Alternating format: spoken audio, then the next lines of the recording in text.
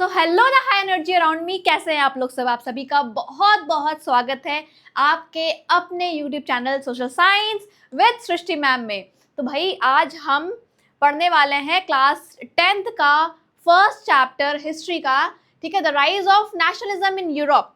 तो ये देखो भाई मेरा पीपीटी पता नहीं आगे से क्यों खुला हुआ था, चलते हैं वापस, ठीक है, पीछे।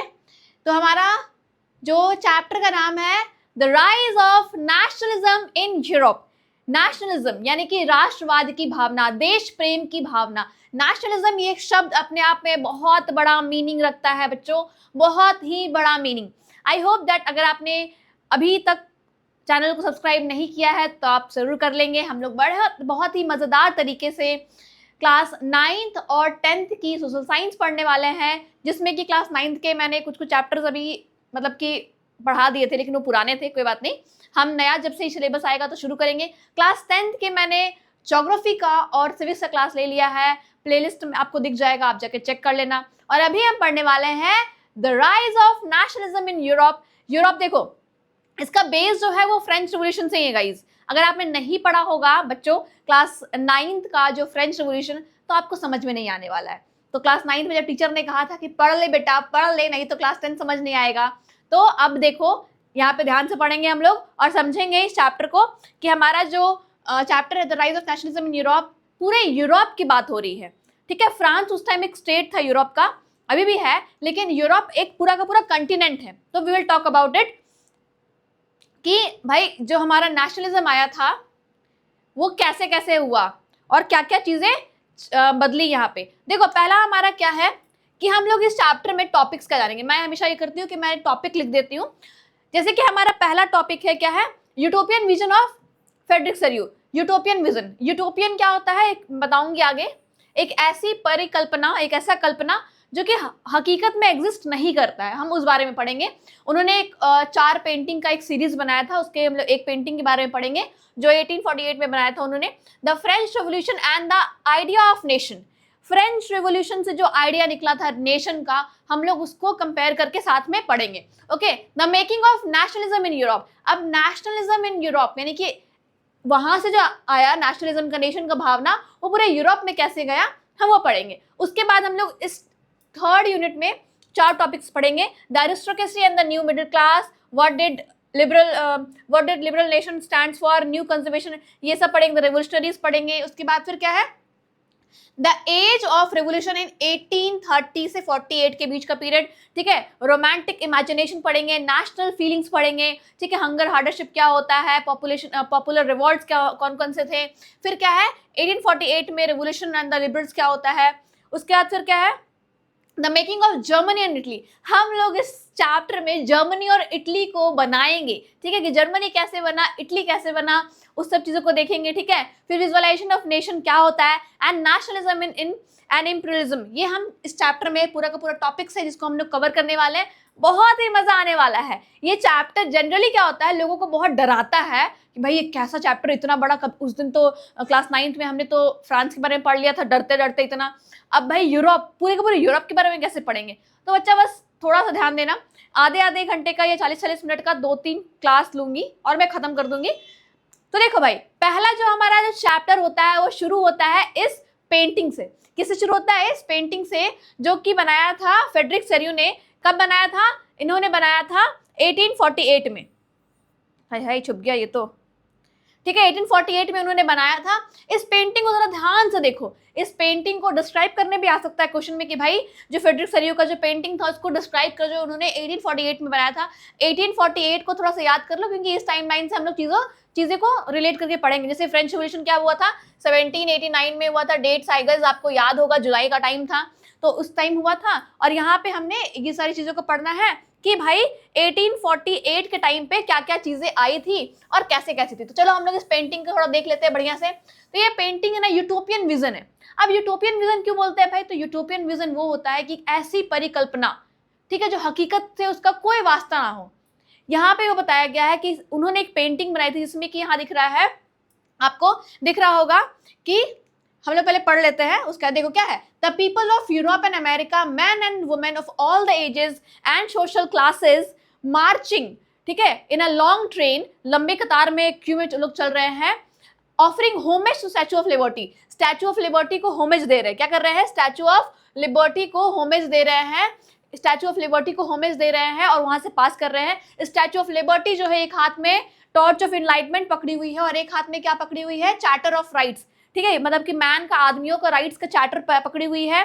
फिर क्या, shattered remains of symbols, absolute institutions का रिमेन्स पड़ा हुआ है, यानी कि जो हमारे मोनार्क थे उनका सारा टूटा फूटा चीजें पड़ा हुआ है, तलवार मुकुट वगैरह पड़े हुए हैं। Leading the procession they pass the Statue of Liberty as United States and Switzerland, उस टाइम तक यूनाइटेड स्टेट्स एंड स्विट्जरलैंड आजाद हो चुके थे, ठीक है, वो लोग नेशन स्टेट बन चुके थे ऑलरेडी। उसी का पीछा करते करते बाकी अदर कंट्रीज ऑफ यूरोप उनका पीछा करते करते जा रहे थे कि हमें भी नेशन स्टेट में तब्दील होना है, हमें भी नेशन स्टेट बनना है। यहाँ बताता है कि फ्रॉम द हेवन अबव, अब जो है ऊपर हेवन से क्रिस्ट, सेंट्स और एंजल थे, वो उन्हें देख रहे, सीन को ब्लेसिंग दे रहे हैं। उन्होंने आर्टिस्ट को सिंबलाइज किया क्या, फ्रेटर्निटी, यानी कि भाईचारे की भावना को उन्होंने दिखाया कि यहाँ पे भाईचारे की भावना हो रही है, सब वर्ल्ड वाइड एक हो रहे हैं और हम लोग एक साथ एक नेशन पे बिलीव करके आगे हम लोग डिमांड कर रहे हैं किस चीज का, कि हमें क्या चाहिए, वन नेशन चाहिए, हमें नेशनलिज्म की भावना आ गई, हमें अब डेमोक्रेसी चाहिए, अब हम मोनार्क को उखाड़ के फेंक देना चाहते हैं, ठीक है। यहाँ देख लिया आपने, ये अगर आप इसको क्या कर सकते हो, स्क्रीनशॉट ले सकते हो या नोट्स बना के लिख सकते हो, क्यों, एग्जाम में अगर आया तो सेम टू सेम इसको छाप देना है। अब एक बार फिर से इमेज को देखते हैं हम लोग, किसको देखते हैं, फिर से इमेज को देखते हैं। देखो यहाँ पे ध्यान दो बच्चों, यहाँ पे आपको दिख रहा होगा ये हमारा जो है वो अमेरिका का झंडा और स्विट्जरलैंड का झंडा, ये लोग आजाद हो चुके थे तब तक। कब की बात हो रही है, ये 1848 की बात हो रही है। तब तक क्या हुआ था कि आजाद हो चुका था, कौन आजाद हो चुका था, तो अमेरिका और स्विट्जरलैंड आजाद हो चुके थे। स्टैचू ऑफ लिबर्टी आपको दिख रहा होगा यहाँ पे, उन्होंने एक हाथ में पकड़ा हुआ था मशाल और एक हाथ में ह्यूमन चार्टर, मतलब क्या है कि ह्यूमन राइट्स का पूरा चार्टर, की कौन कौन से राइट्स दिए जा रहे हैं ह्यूमन को, ठीक है, वो ह्यूमन बीइंग का चार्टर दिया हुआ है यहाँ पे। उसके बाद यहाँ पे क्या दिख रहा है आपको कि बाकी जो यूरोप के अदर नेशन है, इटली, जापान, ऑस्ट्रिया, हंगरी, ये सब क्या है, फ्रांस वगैरह, वो सब क्या है यहाँ पे जा रहे थे। देखो फ्रांस का झंडा जो है वो पीछे पीछे जा रहा है, क्योंकि फ्रांस में तब तक क्या हो चुका था, आजाद हो चुका था, क्योंकि फ्रांस का हम लोग देखते हैं ना इस टाइम तक वहां पे रेवोल्यूशन आ गया था और आजादी मिल चुकी थी कहीं ना कहीं। अब यहाँ आपके देखो सारे के सारे यूरोपियन नेशन आ रहे हैं पीछे पीछे, और यहाँ दिख रहा है आपके रिमेन्स, ये देखो मुकुट के टुकड़े, तलवार, भाले सब पड़े हुए हैं। क्या ये दर्शाते हैं कि देखो भैया डेमोक्रेसी तो अब गई, कहाँ गई, भीतर गई, मतलब एकदम अंदर चली गई, अब यहाँ पे कुछ नहीं हो सकता, डेमोक्रेसी चली गई यहाँ पे। हमने देखा क्या, यहाँ पे एंजल्स है, जीसस क्राइस्ट है, ये लोग सब ब्लेसिंग दे रहे कि यस नाउ, अब भाईचारे की भावना आ गई, फ्रेटर्निटी आ गई, तो अब आराम से तुम लोग क्या कर सकते हो, आजादी ये कर सकते हो। और ये यूटोपियन विजन है, मतलब उन्होंने ऐसा सोचा था, तब तक चीजें ऐसी नहीं थी, तब तक ऐसे फ्लैग्स नहीं हुआ करते थे, उन्होंने सोचा कि शायद ऐसा होगा, ऐसे करके उन्होंने इस तरह का इमेज बना दिया। और कहीं ना कहीं आज सब हम लोग देख रहे हैं कि ये लोग सब आजकल क्या है, नेशन स्टेट्स है। तो उन्होंने जो मैनिफेस्ट किया था, जो सोचा था, वो पूरा हो गया। यहाँ पे हमने वही देखा है कि भाई यहाँ पे क्या हो गया, इनकी पेंटिंग ये रही, हमारे डिस्क्राइब कर दिया कि ये जो पेंटिंग का डिस्क्रिप्शन ये है कि यूरोप में जो है अमेरिका के जितने भी मेन्स और वुमेन है वो सब क्या है, मार्च कर रहे हैं एक लाइन में, स्टैचू ऑफ लिबर्टी को होमेज दे रहे हैं, टॉर्च ऑफ एनलाइटमेंट पकड़ी हुई है, चार्टर पकड़ी हुई है ह्यूमन राइट्स का, सब लोग एब्सोल्यूट इंस्टीट्यूशन को पूरा तरह से खत्म कर दिया गया है, एब्सोल्यूट इंस्टीट्यूशन को पूरी तरह से क्या कर दिया गया, खत्म कर दिया, मोनार्क को पूरी तरह से रिमूव कर दिया गया है।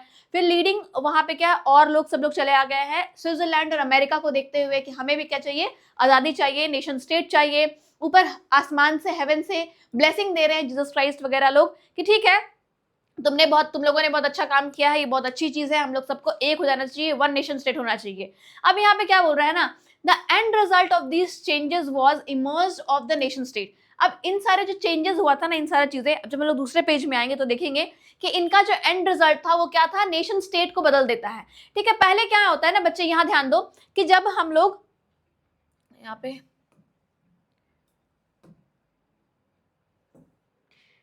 बात कर रहे हैं क्या हम उस टाइम की, जब यहाँ पे क्या है, नेशन स्टेट्स नहीं थे, मतलब क्या है कि 1789 में जब फ्रांस आजाद हुआ था तो उस टाइम पे क्या है ना, कंप्लीटली मोनार्क को नहीं लाया गया था, पहले कन्वेंशन आया था, ठीक है, पहले बहुत सारी चीजें हुई थी, तब जाकर फिर से क्या हुआ कि यहाँ पे रिस्टोर कर लिया गया था। फिर जैकोबिन क्लब्स आए थे, जैकोबिन क्लब्स आने के बाद फिर क्या हुआ था, यहाँ पे 1804 में आ गया था हमारा कौन, नेपोलियन बोनापार्ट आ गया था, तो नेपोलियन बोनापार्ट जब आए थे तो फिर से उन्होंने डेमोक्रेसी को ये कर लिया, वापस लेते आए। तो इस तरह चीजें हो रही थी, अप्स एंड डाउन हो रहे थे। इस बीच क्या हुआ कि चेंजेस तो आए लेकिन कंप्लीटली नेशन स्टेट नहीं बन पाया, लेकिन उसकी जगह पे क्या है, मल्टीनेशनल डायनेस्टीज जो थे वो क्या हुआ, यूरोप से खत्म कर दिए गए और कहीं ना कहीं नेशन स्टेट की जगह पे मॉडर्न स्टेट का कंसेप्ट आया कि उन्होंने कुछ चीजें मॉडर्नाइज तरीके से अपना ली हैं, बट कंप्लीटली नेशन स्टेट नहीं हुआ है। हाँ, मल्टीनेशन डायनेस्टीज को खत्म कर दिए गए हैं। उन्होंने कहा कि मल्टीनेशनल जितने भी डायनेस्टी थे, जैसे कि हैब्सबर्ग एम्पायर था या फिर ओटोमन एम्पायर था या फिर इस तरह की चीजें,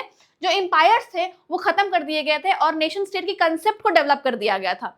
अब यहाँ पे जब डेवलप हुआ उस टाइम पे the concept and practice of modern state का कंसेप्ट और प्रैक्टिस आया। ठीक है, कि पहले क्या है, हम लोग क्या है, मॉडर्न स्टेट मतलब कि मॉडर्न चीजों को अपना करके हम लोगों ने अपने आप को मॉडर्नाइज कर दिया, in which the centralized power exercise sovereign and control over the clarity। इसके क्या बोला गया कि मतलब क्या है, पूरे के पूरे टेरिटरी पे कुछ टाइम पे क्या हुआ ना कि कंट्रोल होने लगा किसका, पावर, जो सत्ता में जो लोग आने लगे, यानी कि वो मोनार्क नहीं थे, वो कहीं ना कहीं लीडर्स थे, लेकिन अभी भी डेमोक्रेसी नहीं आई थी। अब क्या बोल रहा है, but a nation state was one in which the majority, देखो यहाँ पे क्या था ना कि बहुत लंबे पीरियड तक क्या हो रहा था कि पावर एक्सरसाइज जो था वो कंट्रोल मतलब कि बांटा हुआ था अलग अलग टेरिटरीज में, had been developing over a long period of time in Europe. इसको बहुत टाइम लग गया डेवलप करने में, फिर भी वो अभी तक मॉडर्न स्टेट के कंसेप्ट में आया, नेशन स्टेट के कंसेप्ट में नहीं आया, क्योंकि वोटिंग राइट्स थी वो सही तरीके से नहीं मिली हुई थी, बहुत सारी चीजें थी जो राइट्स वगैरह प्रिविलेज एंजॉय नहीं कर पा रहे थे, सब लोगों को इक्वल राइट्स नहीं थी, तो they were modern state but they were not nation states.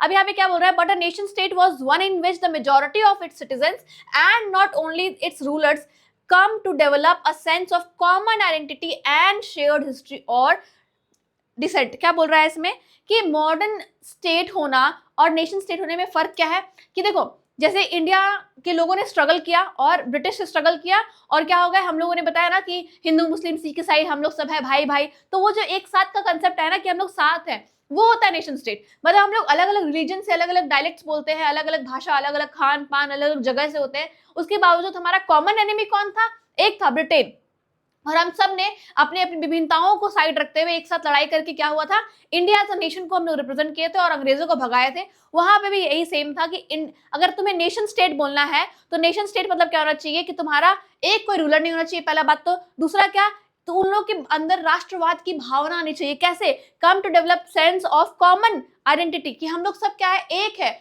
या तो हम लोग क्या है, सारे के सारे फ्रेंच पीपल है, सारे के सारे जर्मन पीपल्स है, ये सारे इंडियंस है। ठीक है, ऐसा नहीं कि हम हिंदू है, मुस्लिम है, सिख ईसाई, ऐसा कुछ नहीं होना चाहिए, हम लोग सब इंडियंस है। आप अगर अमेरिका चले जाओगे, आपको कोई कहेगा कि आप कहाँ से हो, तो क्या कहोगे, वी आर या आई एम इंडियन, हम इंडिया से है। ये तो नहीं कहोगे कि हम हिंदू है, मुस्लिम है, मेरा नाम ये है वो है, हम लोग कहेंगे कि हम इंडिया से है।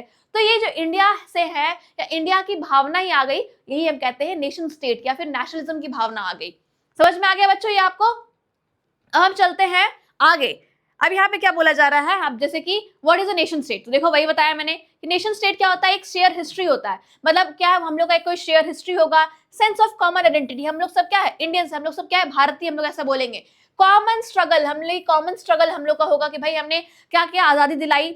हम लोग का 1947 में, अगर हम लोग बहुत सारे फ्रीडम फाइटर्स को जानते हैं, जो सिख थे, जो पंजाब से थे, जो हरियाणा से थे, जो बिहार से थे, महात्मा गांधी, ठीक है, रविन्द्रनाथ टैगोर जो बंगाल के थे। अब ये लोग बोलते हैं कि नहीं हम सिर्फ बंगाल को आजाद करवाएंगे, नहीं हम सिर्फ गुजरात को आजाद करवाएंगे, तो गुजरात और बंगाल तो फिर ऐसे लड़ते रह जाता और उसका फायदा कौन उठाता, ब्रिटिश उठाते। तो यहाँ पे वही होता है कि नेशन स्टेट मतलब क्या होना चाहिए, हम लोग का कल्चर अलग भले हो, लैंग्वेज अलग हो, लेकिन हम लोग का टेरिटरी अलग हो, रीजन अलग हो, लेकिन इन सबको मिला करके एक हम लोग का बनता है कि हम लोग की हिस्ट्री क्या है, कितनी भी अलग हो, कितनी भी डाइवर्स हो, लेकिन हम लोग सब क्या है, भारतीय। हम लोग सबको कॉमन दुश्मन क्या है हमारा, तो वो हमारे हैं कौन, ब्रिटिश थे, तो हमने उनसे लड़ाई करके यहाँ पे ही कराई। यहाँ पे भी वही था कि नेशन स्टेट का कंसेप्ट आ रहा है, क्योंकि यहाँ पे नेशनलिज्म की भावना आ रही है। हमें मोनार्क अलग अलग जगह के अलग अलग नियम थे। एक ही स्टेट में मान लो कि यही एक स्टेट है, यहाँ पे कुछ और राजा, यहाँ पे कुछ और राजा, यहाँ पे कुछ और राजा, और इस स्टेट से इस जगह से इस जगह गए हम लोग को टैक्स भरना पड़ रहा है, यहाँ से यहाँ गए फिर टैक्स भरना पड़ रहा है, यहाँ से कुछ और है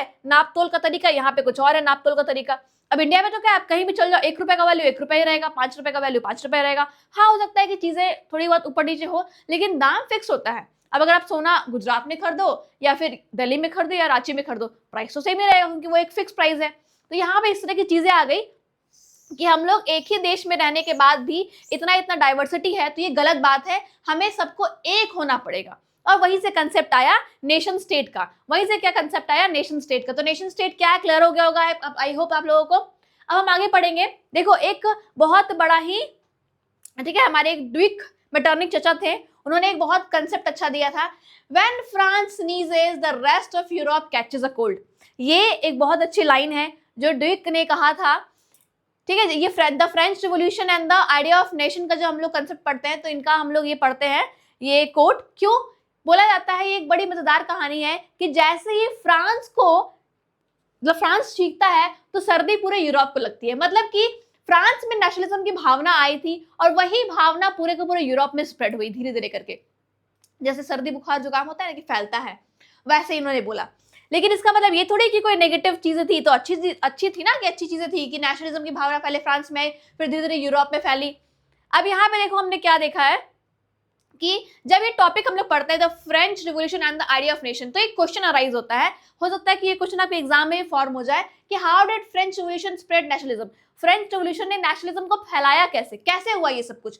तो याद देखो क्या है, the French revolutionary introduced various measures and practices that could create a sense of collective identity among the French people। उन्होंने बहुत सारी चीजें ऐसी की जिसके कारण क्या हुआ, कलेक्टिव आइडेंटिटी आई लोगों के बीच में, कि हम लोग फ्रांस के हैं, हम लोग भले कुछ और भाषा बोलते हैं लेकिन हम लोग अंदर दिल से क्या है, यहाँ फ्रेंच के, फ्रेंच पीपल है, ठीक है।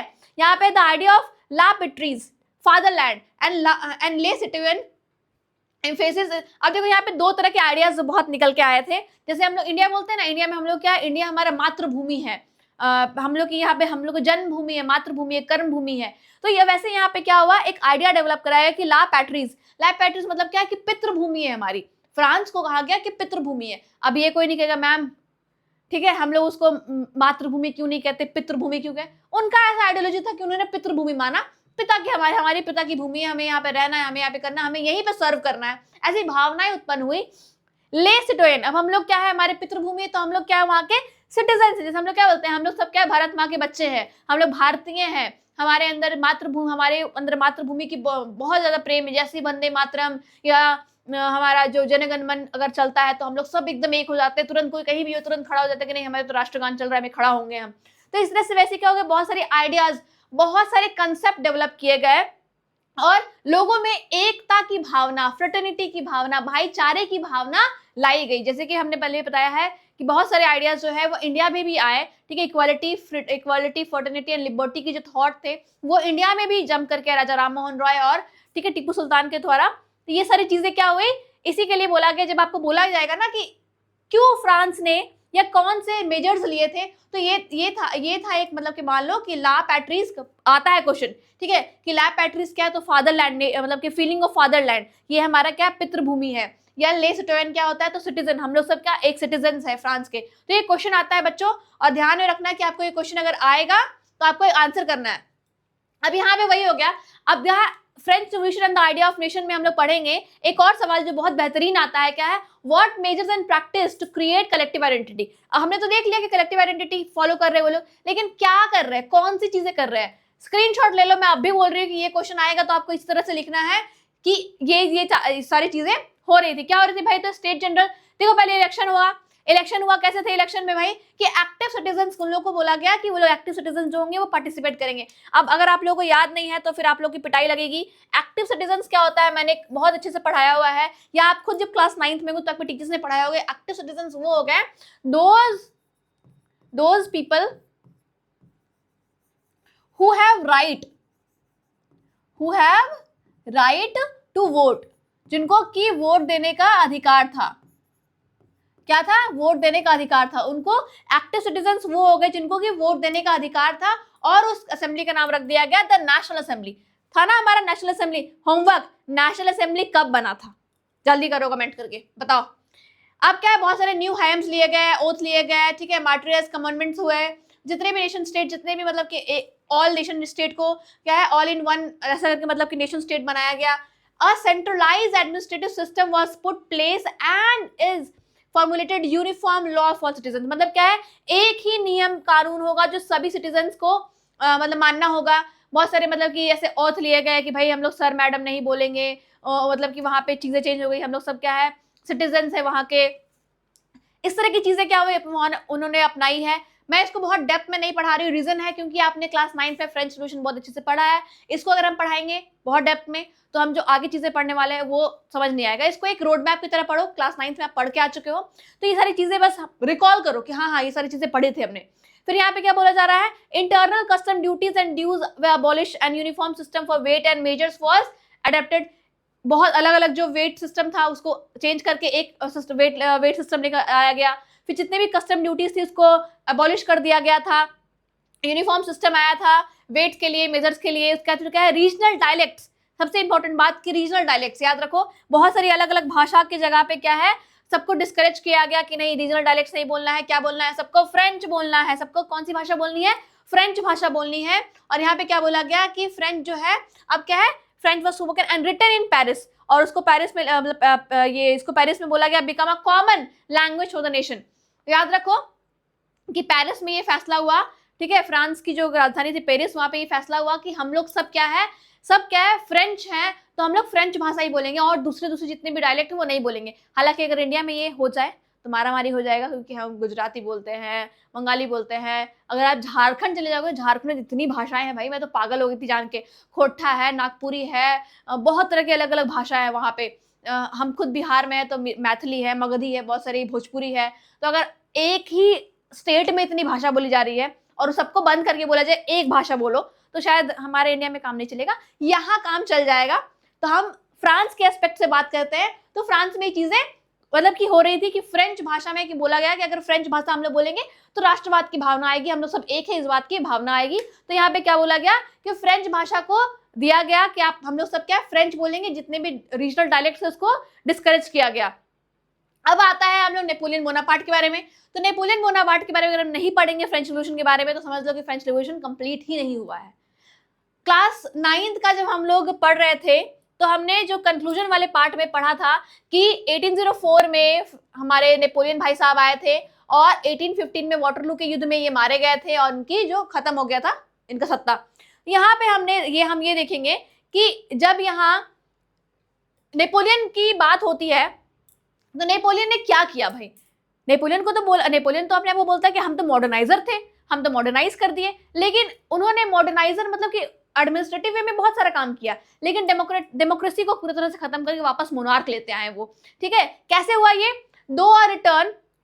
through a return to monarchy, Napoleon had destroyed the democracy in France, but in administrative field he had incorporated revolutionary principles in order to make the whole system more rational and efficient। उन्होंने बहुत सारे काम किए। क्यों काम किए, क्योंकि भाई एक तो ये मिलिट्री डिक्टेटर्स थे, ठीक है, वो क्या थे, मिलिट्री, मतलब वहां के जो मिलिट्री मैन थे वहां पे थे, इसलिए क्या है ये मिलिट्री डिक्टेटरशिप फिर से लेकर के आ गए थे।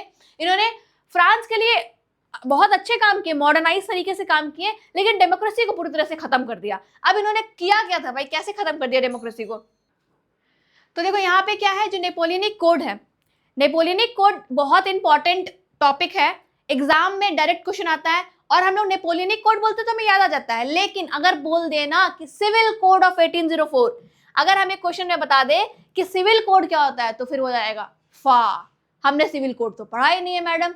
बेटा इसलिए दो नाम होते हैं, सिविल कोड होते हैं 1804 या फिर बोलते हैं नेपोलियनिक कोड। नेपोलियनिक कोड अगर बोल दे तो आसान हो जाता है क्वेश्चन, लेकिन अगर नेपोलियनिक कोड लिखे ही ना क्वेश्चन में, खाली बोल दे what do you mean by civil code of 1804, तो आधे बच्चे तो आंसर वही नहीं लिख पाते हैं कि भाई सिविल कोड क्या होता है, हमने तो सिविल कोड पढ़ा ही नहीं है।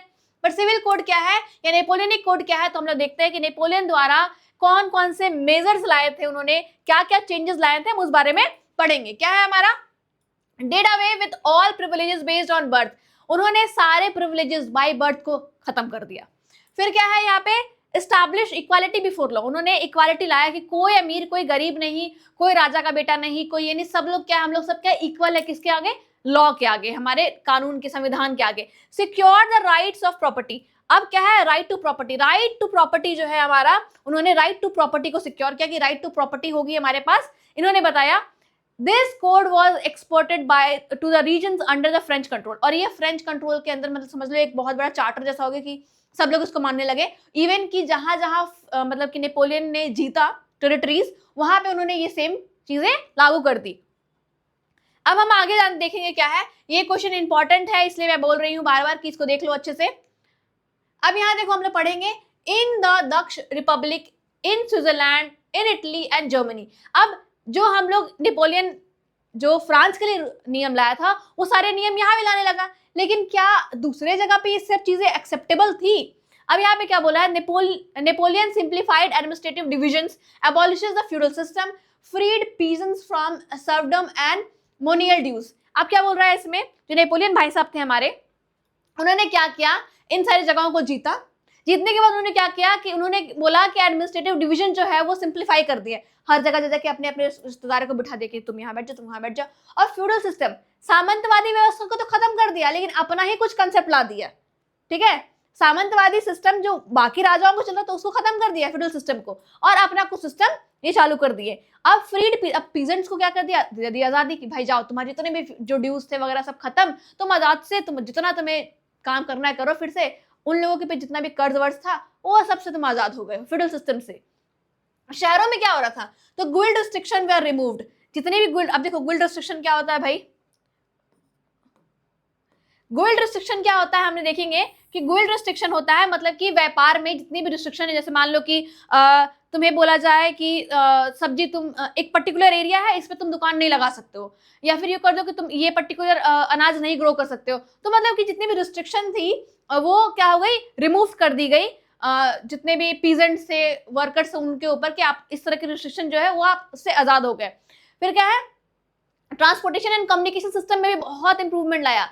अब ये नहीं मैं बोलूंगी कि इंस्टाग्राम लेते आया और रील्स बनाने के लिए कम्युनिकेशन इजी कर दिया, व्हाट्सएप, फेसबुक, उस जमाने में जो चीजें पॉसिबल थी कम्युनिकेशन के, उन्होंने वो चीजें इंप्रूव कर दी।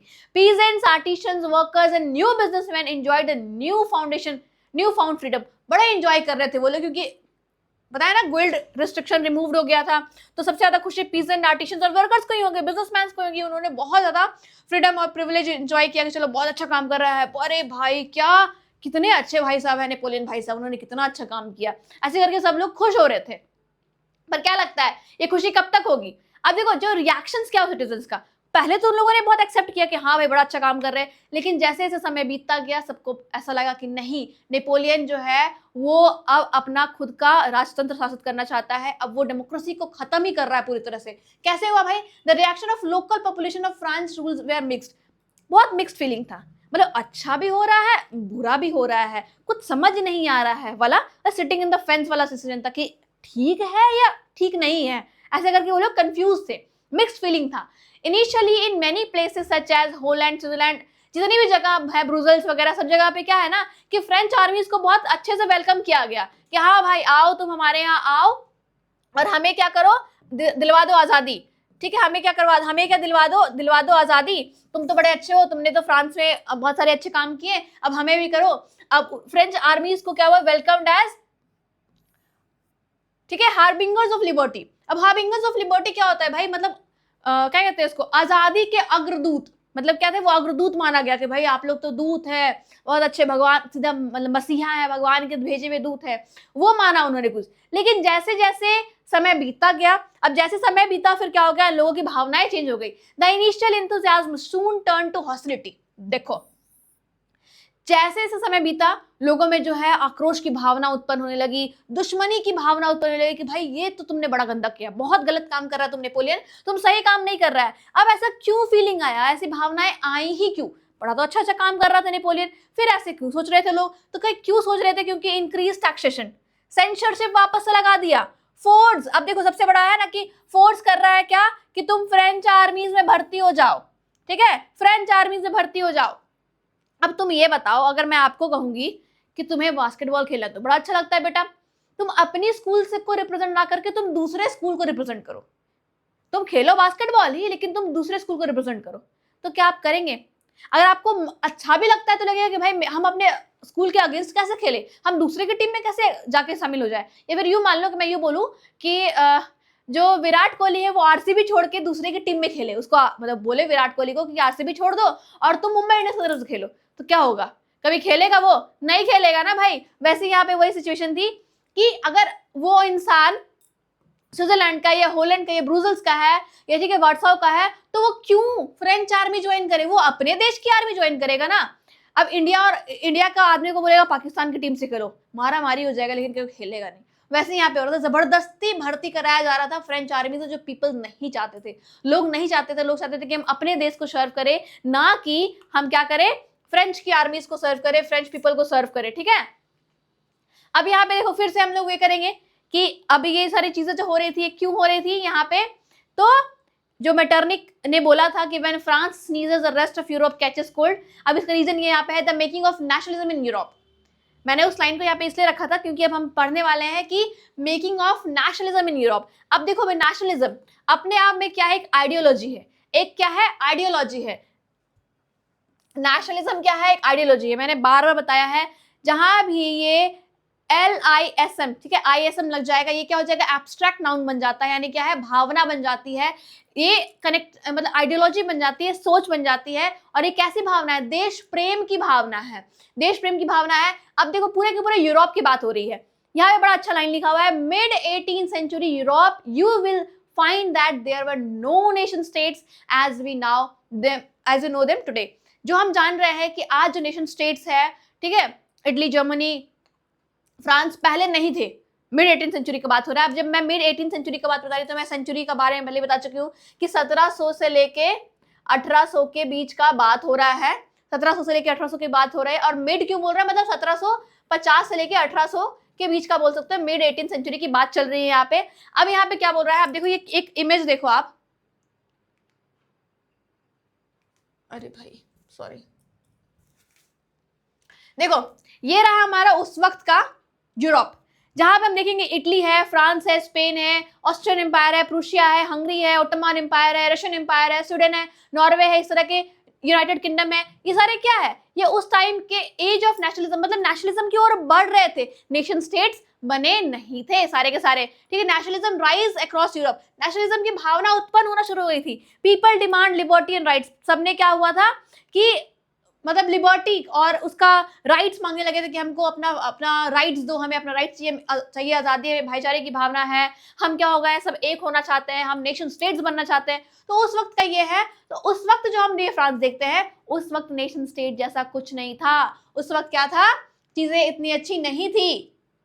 तो वही यहाँ पे बोला जा रहा है, mid 18th century Europe you will find that there were no nation states as we know them today. जो आज हम जानते हैं उस वक्त कुछ भी नेशन स्टेट जैसा नहीं था।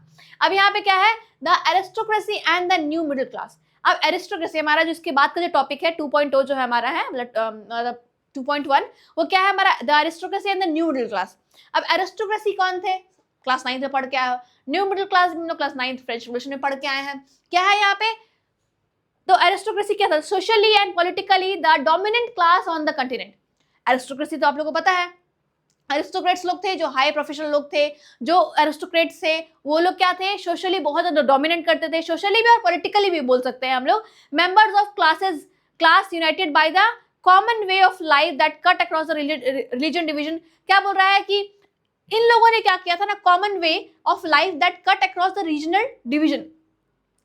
मतलब इन लोगों का इतना हाई प्रोफेशनल लाइफस्टाइल था कि कहीं ना कहीं जो छोटे लोग थे वो बहुत ज्यादा इससे परेशान हो रहे थे। और उन्होंने एक दूसरे को मतलब क्या कहते हैं, एक गैप बनाया हुआ था कि हम लोग तो एरिस्टोक्रेट्स हैं, हम लोग तो मतलब क्या बोलते हैं, राजपाट संभालते हैं, हम लोग राजा के आसपास के लोग हैं, हम लोग एरिस्टोक्रेट्स हैं, तुम लोग तो सब नीचे के लोग हो, फर्स्ट स्टेट सेकंड, मतलब ये थर्ड स्टेट के लोग हो।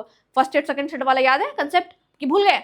फिर क्या है, they owned estates in the countryside and also town houses. इन्होंने बड़े बड़े घर मकान खरीदे हुए थे, बड़े बड़े घर थे, उनके मकान थे, बोलते हैं ना फार्म हाउस टाइप्स। मतलब गर्मी की छुट्टियों में चलो अपने फार्म हाउस में आराम से, कंट्री साइड में मतलब गांव में आराम से ऐश करेंगे। बड़े बड़े फार्म हाउस खरीद के रखे हुए थे उन्होंने, बड़ी बड़ी जमीनें उन्होंने जब्त की हुई थी, इनके अंदर बहुत सारे लेबर्स लोग काम करते थे। They spoke French for purpose of diplomacy and high society. वो लोग फ्रेंच भाषा क्यों बोलते थे, उन लोगों को दिखाना है कि हम लोग देखो भाई, हम लोग बहुत हाई प्रोफेशनल हाई क्लास वाले लोग हैं, हम लोग फ्रेंच बोलते हैं। जो नॉर्मल छोटी मोटी भाषा, जैसे कि यहाँ पे इंग्लिश का क्या ट्रेंड है, ओ ये छोड़ना इंग्लिश, अगर आपको इंग्लिश नहीं आता है तो आप अच्छे बच्चे नहीं हो। लेकिन ऐसी कोई बात नहीं है बच्चे, हम इंग्लिश नहीं भी बोले तो भी हम सर्वाइव कर सकते हैं। लेकिन इंग्लिश सीख लेना एक अच्छी बात है, लेकिन उसका एक रौब झाड़ना वो गलत बात है। फ्रांस के थे, फ्रेंच बोलते थे, अच्छी बात है, लेकिन फ्रेंच बोलते क्यों थे, क्योंकि उन्हें लगता था कि वो लोग बहुत सुप्रीमेसी में है, बहुत अच्छे हैं, बहुत हाई प्रोफेशनल लोग हैं, इसी के लिए। Their families were often connected by the ties of marriages. अब देखो एरिस्टोक्रेसी में एक चीज था कि वो लोग आपस में बड़े बड़े लोग शादी वादी करते थे।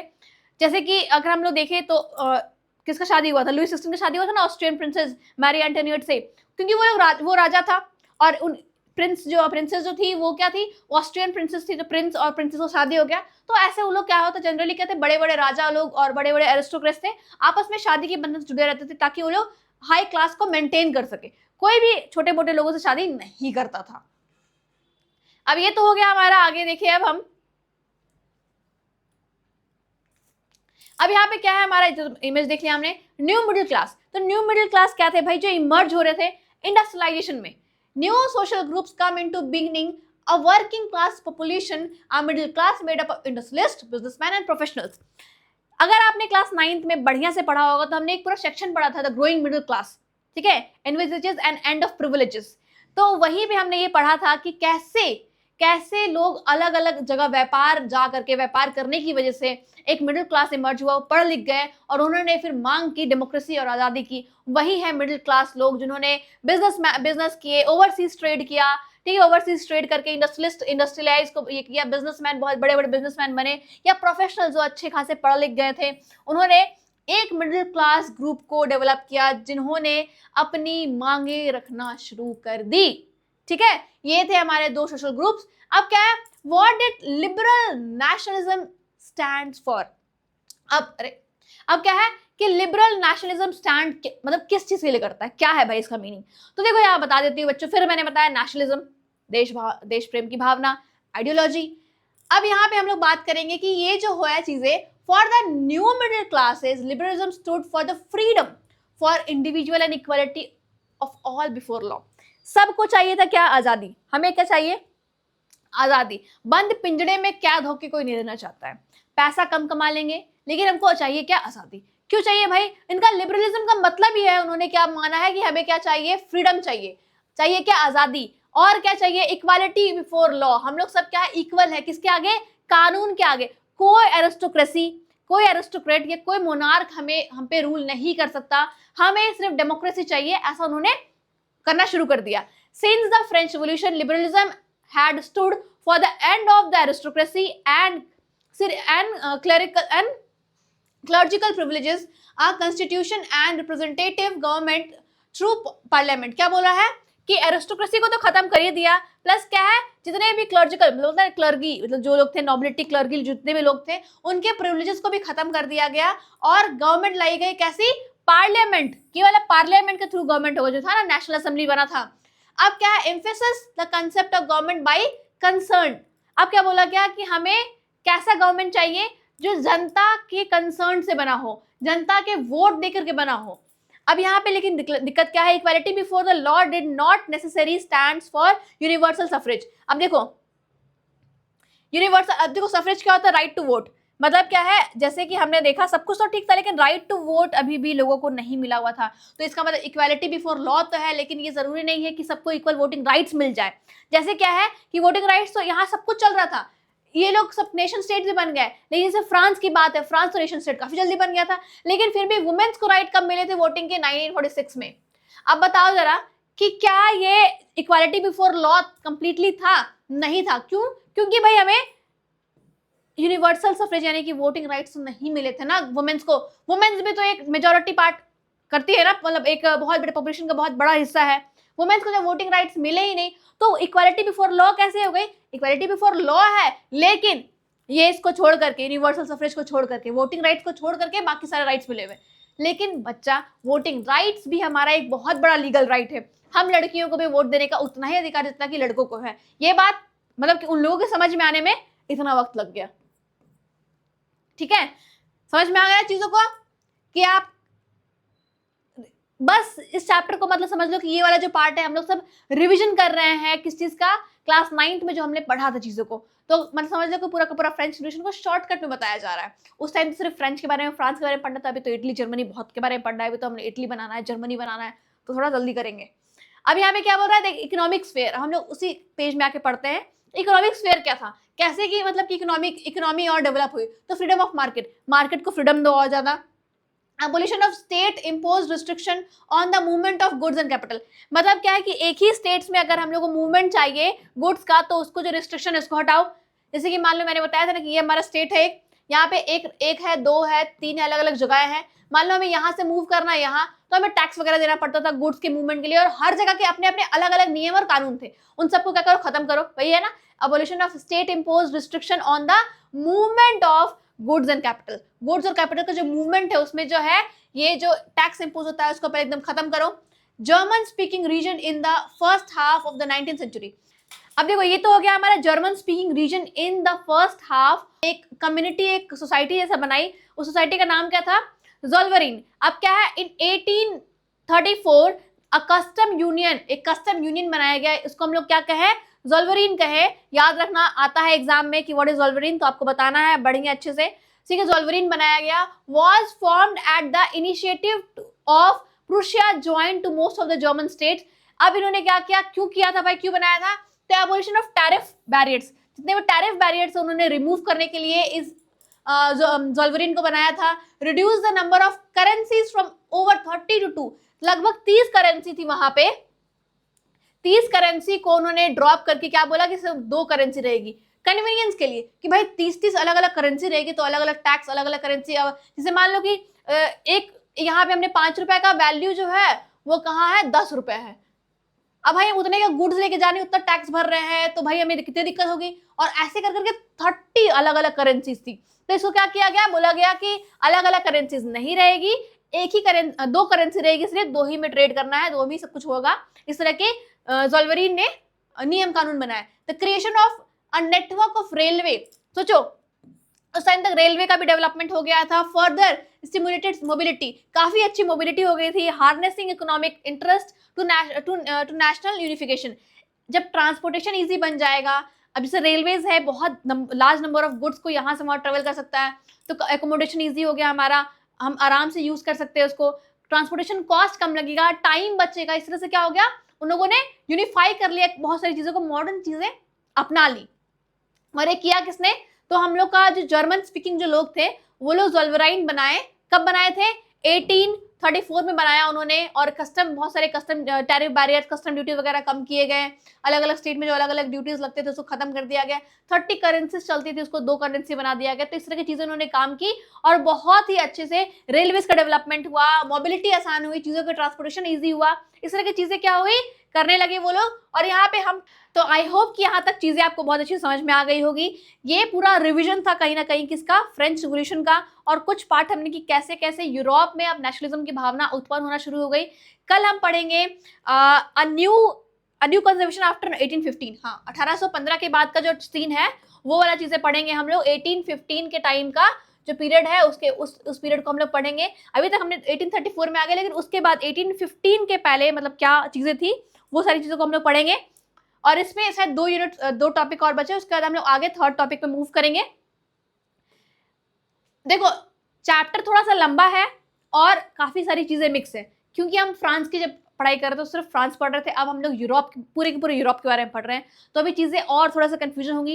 लेकिन कंफ्यूज नहीं होना है, साथ साथ याद करते हुए चलना है, बहुत अच्छे से याद हो जाएगा आपको। और उसके बाद लेक्चर को अगर स्पीड करके दोबारा भी देख सकते हो आप, रिविजन के लिए आसान हो जाएगा।